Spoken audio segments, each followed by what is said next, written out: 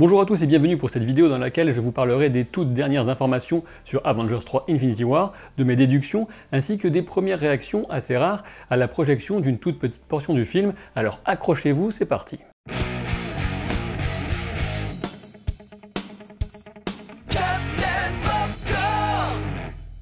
Évidemment, comme d'habitude, si vous faites partie de ceux qui ne veulent rien savoir du film avant sa projection en salle, je vous conseille d'éviter ce type de vidéo qui n'est sans doute pas fait pour vous. J'ai envie de commencer directement par le gros morceau, et oui, je parle bel et bien de Thanos. D'ailleurs, s'il est abonné à la chaîne, je le salue au passage, et je l'invite à laisser un gros pouce mauve. Vous le savez sans doute déjà, c'est Thanos qui est au centre d'Infinity War, et c'est lui qui, de tous les personnages, aura le plus de temps de présence à l'écran, sachant que pour les héros, ce sera Thor qu'on verra le plus. On sait que le Titan Fou est non seulement le personnage le plus puissant, mais aussi le plus intelligent du film. En résumé, comme j'ai déjà eu l'occasion de vous le confier, je reste convaincu que c'est Thanos qui ressortira le grand vainqueur de ce film et qui écrasera tous ceux qui s'opposeront à lui. Et malgré tout ce temps de présence à l'écran dont disposera Thanos, eh bien on sait qu'il faudra qu'on se passe de son origin story, comme on dit dans les BD, en gros l'explication des origines du personnage, son enfance. En effet, de telles scènes ont été tournées, mais elles ont été coupées au montage.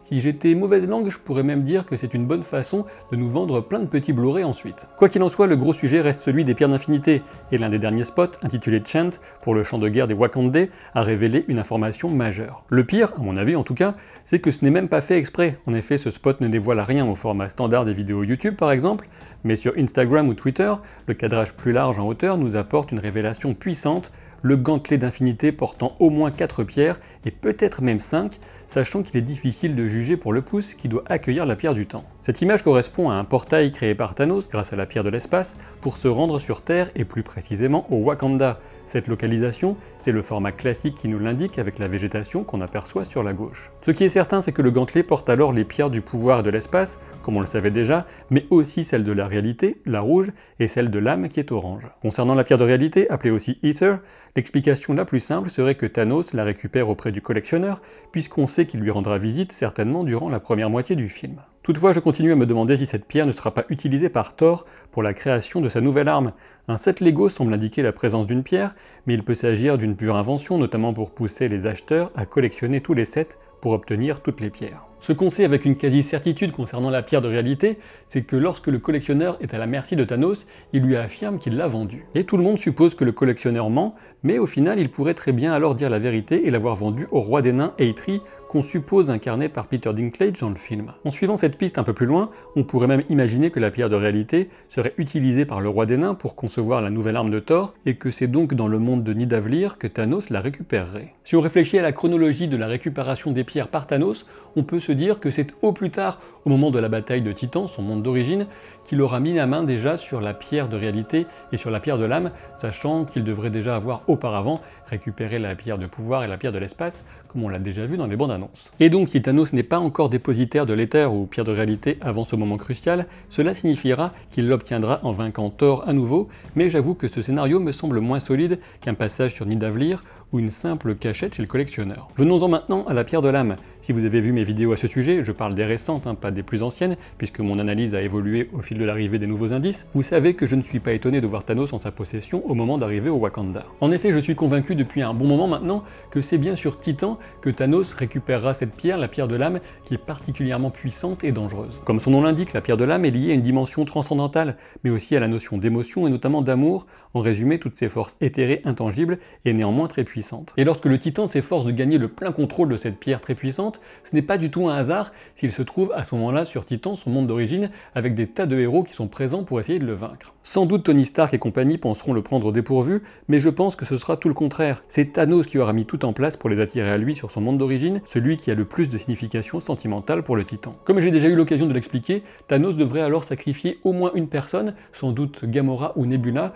pour gagner le plein contrôle de la pierre. La mort de Gamora aurait plus d'impact sur les gardiens et me semblerait plus intéressante, même si elle serait d'une façon ou d'une autre temporaire, mais celle de Nebula n'est pas à exclure, étant donné sa quête personnelle de vengeance contre Thanos, le tortionnaire qui a transformé sa vie en enfer. Pour procéder à ce sacrifice, il est possible que Thanos utilise une gigantesque épée qui n'a été montrée dans aucune vidéo, mais qui apparaît sur le poster le plus réussi de toute la promo du film à mes yeux, celui qui réunit le Titan, l'Ordre Noir et les Outriders, les fantassins de son armée. Un mot maintenant sur la Pierre du Temps. A priori, elle sera toujours en possession du Docteur Strange au début de la bataille de Titan. Dans un spot récent, on découvre une discussion inédite entre lui et Tony qui laisse entendre que le sorcier suprême a voyagé dans les futurs possibles, mais que dans aucune version ils ne peuvent vaincre Thanos. On sait qu'un doute continue de planer sur le contrôle qu'Ebony Maw pourrait avoir acquis sur le Docteur Strange, mais pour le moment cela reste à mes yeux l'aspect le plus mystérieux du film. Ce qui est certain, c'est que si Thanos parvenait en plus à récupérer la Pierre du Temps pendant cette bataille de Titan, ce serait un véritable coup de maître. Au passage, si vous vous demandez pourquoi le gantelet d'infinité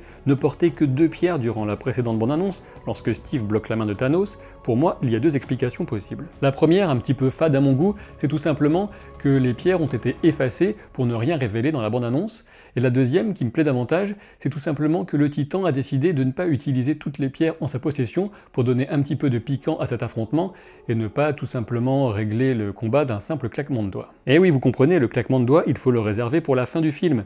Il y est fait une référence directe dans l'un des spots récents, et Gamora annonce clairement que l'objectif de Thanos consiste bel et bien à tuer la moitié des êtres de l'univers. Une interview récente semble d'ailleurs sous-entendre que le rôle du Docteur Strange dans Avengers 3 et 4 sera d'assurer une sorte d'équilibre du multivers face aux énormes répercussions qu'aurait l'action du Titan. Quoi qu'il en soit, il est dorénavant très clair que l'enjeu final du film sera la pierre de l'esprit, celle qui fait partie de l'essence même de Vision et que les Terriens tenteront de protéger au Wakanda. L'emplacement de la pierre jaune sera donc le plus grand, celui au-dessus de la main, et d'un point de vue scénaristique, il est logique de garder cette pierre pour le dernier acte, puisque la mort de Vision est potentiellement porteuse des conséquences émotionnelles les plus fortes sur les Avengers.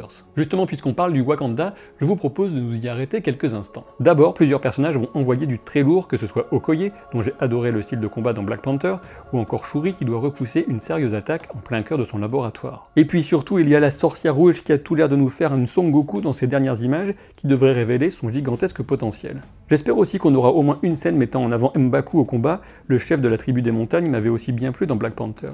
Ces affrontements seront d'autant plus beaux et épiques qu'ils seront voués à l'échec.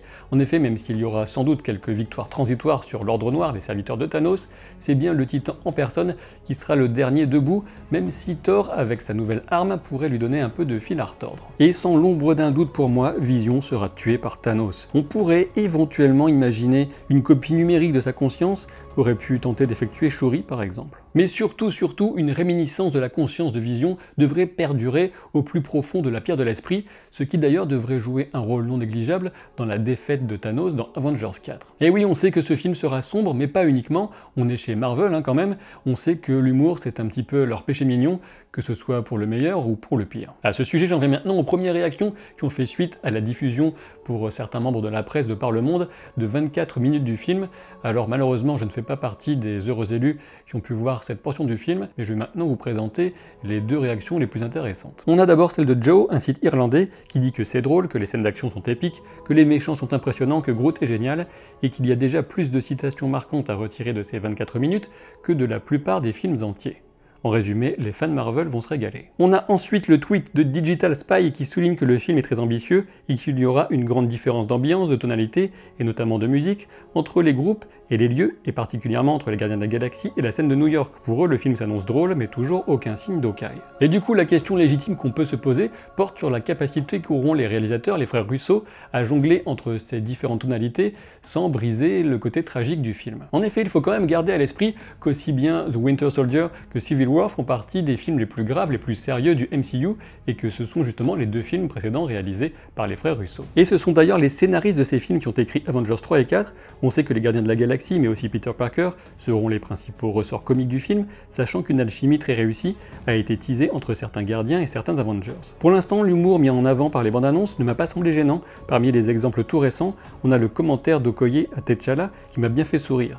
Elle évoque l'ouverture au monde du Wakanda et dit qu'elle s'attendait plutôt à voir débarquer les Jeux Olympiques ou à la limite un Starbucks. Toutefois, si ce sujet vous inquiète, sachez que les réalisateurs ont cherché à rassurer en soulignant que le film restait globalement dans une tonalité plutôt sombre. On peut d'ailleurs ajouter que Thor ne sera pas aussi drôle que dans Ragnarok, car il n'aura tout simplement pas la tête aux plaisanteries, même si cela n'exclut pas quelques mots d'esprit avec Star-Lord ou Rocket. Personnellement, j'espère vraiment que l'humour ne sera pas surdosé, alors croisons les doigts. Concernant l'adjectif ambitieux, qui est notamment utilisé par Digital Spy dans les réactions, eh bien il peut éventuellement amener quelques craintes, puisqu'on sait que dans la bouche d'un critique qui n'a pas le droit de dire grand chose, on pourrait éventuellement l'interpréter comme le film essaye de faire de grandes choses mais se plante totalement, mais je pense qu'en l'occurrence, on peut le prendre dans sa connotation plus positive. Pour le moment, je dois dire que je reste relativement optimiste et confiant quant à la qualité du film. Il est impossible de juger de son équilibre sur 24 ou 30 minutes, alors qu'on sait que la durée totale du film sera de 2h36, voire de 2h40 selon les sources. Il faut bien reconnaître qu'il y a tellement d'anticipation autour de ce film qu'il sera difficile pour lui d'être à la hauteur des attentes, mais je pense qu'il suffit de s'attendre justement à un beau divertissement spectaculaire, et si jamais il est à la hauteur de The Winter Soldier, je serai on ne peut plus satisfait. Comme vous pouvez le constater, je suis à deux doigts de me transformer en l'incroyable Hulk. Bon, je me calme, mais seulement si vous laissez un pouce en l'air, et si vous vous abonnez à la chaîne si ce n'est pas encore le cas, et puis si ce t-shirt vous a plu, il y a un lien dans la description de la vidéo. Je vous donne rendez-vous à très vite pour de nouvelles aventures. Salut!